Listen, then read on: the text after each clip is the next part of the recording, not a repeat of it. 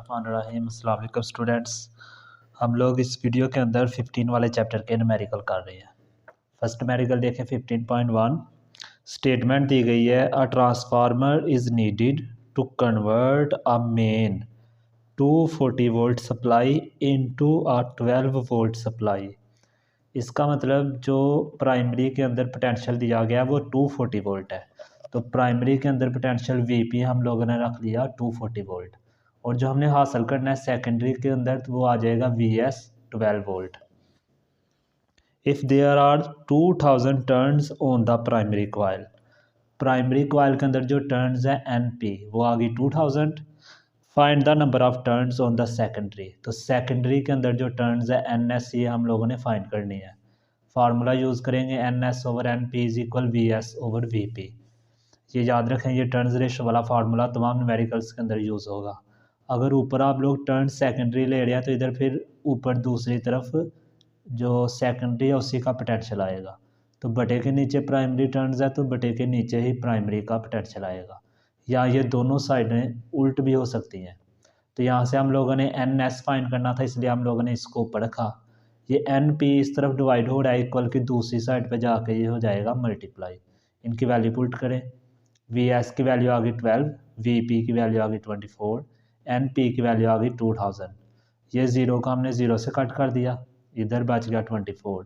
12 one ज़ा 12, 12 to ज़ा 24, 2 की 200 से कटिंग की तो ऊपर आंसर बचेगा हमारे पास 100। तो यहाँ पर हमारे पास 100 टर्न्स आ जाएंगी। ये तादाद है चूँकि टर्न्स, तो इसलिए इनका कोई यूनिट नहीं है, तो सिर्फ 100 ही हमने लिखा है, साथ कोई यूनिट नहीं आया।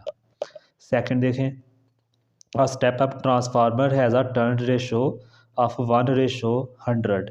स्टेप अप ट्रांसफार्मर ऐसा ट्रांसफार्मर होता है जिसमें सेकेंडरी जो वैल्यू होती हैं वो ज़्यादा होती है, यानी सेकेंडरी के अंदर टर्न्स भी ज़्यादा होंगी और सेकेंडरी के अंदर पोटेंशियल भी ज़्यादा होंगी। इसीलिए जब इसका डाटा हम लोग लिखेंगे रेशो 1/100, तो इस तरफ दोनों तरफ टर्न्स लिखी एन एन, जो कि सेकेंडरी के अंदर वैल्यू ज़्यादा होनी चाहिए थी, इसलिए बटे के नीचे 100 है, तो नीचे हम लोगों ने लिख दिया एस यानी सेकेंडरी की टर्न्स, और ऊपर आ जाएंगी प्राइमरी की turns. N alternating supply of 20 volt is connected, जो पोटेंशियल लगाया गया 20 वोल्ट है प्राइमरी के ऊपर। If the current in what is the secondary voltage, secondary के अंदर वोल्टेज क्या होगा ये हम लोगों ने फाइंड करना है। फार्मूला अगेन वही N P over N S, क्योंकि यहाँ हमने N P over N S ratio ली हुई थी तो इसलिए इसी फॉर्म में इधर ले ली, तो पोटेंशियल भी फिर इसी हिसाब से आएगा, ऊपर वी पी और नीचे वी एस, क्योंकि इधर पी ऊपर है और एस नीचे है। N P over N S की वैल्यू यहाँ से आ जाएगी 1/100, वी पी की वैल्यू हमारे पास 20 यहाँ पे आ गई, वी एस की वैल्यू हम लोगों ने फाइंड करनी है। क्रॉस मल्टीप्लाई करेंगे, वी एस इधर जाके 1 से मल्टीप्लाई तो वी एस ही रहेगा, 100 उधर 20 से मल्टीप्लाई तो ये बन जाएगा 20 × 100, जो इक्वल आएगा 2000 पोटेंशियल। नेक्स्ट थर्ड देखें, a step down transformer has turns ratio of 100:1। अब रेशो दी गई है 100/1 की, और यहाँ पे हमें दिया गया स्टेप डाउन ट्रांसफार्मर, इसका मतलब सेकेंडरी में वैल्यू कम होगी, तो इसलिए हम लोगों ने लिख लिया ऊपर सेकेंडरी, क्योंकि ऊपर हम लोगों ने वैल्यू 1 रखी थी, और नीचे प्राइमरी में ज़्यादा होंगी तो इसलिए यहाँ पे 100 नीचे आ जाएगा N P. N A C voltage of amplitude 120 volt is applied to primary, potential जो प्राइमरी के ऊपर अप्लाई किया गया वी पी वो आ गया 170 volt. If the current in the primary is 1 milliampere, primary के अंदर हमें करंट भी दे दिया गया 1 मिलियम्पेयर यानी 1×10⁻³ एम्पेयर।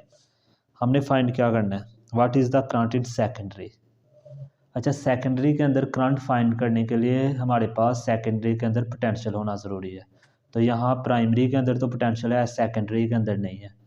यहाँ टर्न्स रेशो है तो हम लोग इसको यूज़ करेंगे N S over N P, इधर आ गया V S over V P, तो यहाँ से N S over N P की वैल्यू आ गई 100, वी एस हमने फाइंड करना है, वी पी की वैल्यू आ गई 170, फिर से क्रॉस मल्टीप्लाई, ये इधर 1 से मल्टीप्लाई तो 170, वी एस यहाँ आके 100 के साथ मल्टीप्लाई, 100 इस तरफ मल्टीप्लाई हो रहा है, दूसरी तरफ जाके इसको हम लोग दूसरी साइड को 100 से डिवाइड किया, 170 को 100 से डिवाइड किया तो हमारे पास आंसर आएगा 1.7 वोल्ट।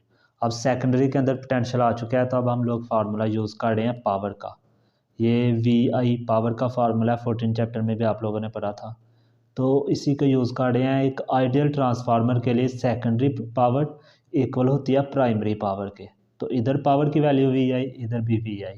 ये सेकेंडरी के लिए वैल्यू, ये दोनों प्राइमरी के लिए। अब सेकेंडरी का करंट फाइंड करना है, तो VS दूसरी तरफ जाके डिवाइड, VP की वैल्यू आ गई 170, IP हमारे पास आ गया 1 मल्टीप्लाई 10⁻³ और VS हमारे पास आ गया 1.7। इनकी कटिंग की तो आंसर आ गया 100 और नीचे आ गया 10⁻³ जहाँ -3 है पावर, तो इसका मतलब पॉइंट को हम लोग 3 डिजिट पीछे ले जाएंगे, तो 0.1 एम्पेयर हमारे पास करंट आ जाएगा। 4 देखें, a transformer design to convert the voltage from 240 main to 12 volt, यानी प्राइमरी हमें 240 दिया गया और उसको कन्वर्ट करना है सेकेंडरी में यानी 12 वोल्ट में। हैज़ 4000 टर्न्स ऑन प्राइमरी, और प्राइमरी के ऊपर 4000 टर्न्स हैं। How many turns should be on the secondary coil, secondary के ऊपर टर्न्स फाइंड करनी है। If transformer were 100% efficient, what current would flow through the primary, primary के अंदर से करंट कितना गुजरेगा। When current in the secondary coil was 0.4 ampere, जब सेकेंडरी के अंदर करंट इतना दिया गया। तो इसी तरह का हम लोगों ने पीछे वाला भी किया है, सेम यही चीज़ है, सिर्फ वहाँ सेकेंडरी करंट फाइंड करना था, यहाँ प्राइमरी करना है। लेकिन उससे पहले हमें NS फाइंड करना पड़ेगा, तो टर्न्स रेशो फिर से यूज़ करेंगे, NS/NP, दूसरी तरफ आ जाएगा VS/VP। NS फाइंड करना है तो NP दूसरी तरफ जाके हो जाएगा मल्टीप्लाई।